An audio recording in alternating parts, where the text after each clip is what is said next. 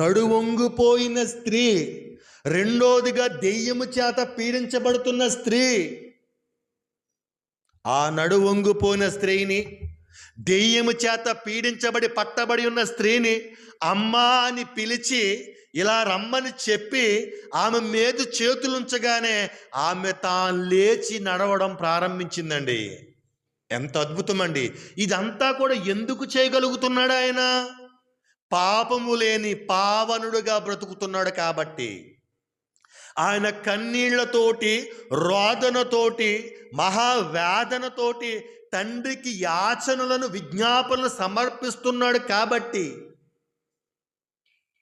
ఇవన్నీ కూడా జరుగుతున్నవండి. నమ్ముట నీ వలనైతే నమ్మువానికి సమస్తమును సాధ్యమే. అది యేసుక్రీస్తు వారికి అర్థమయ్యింది.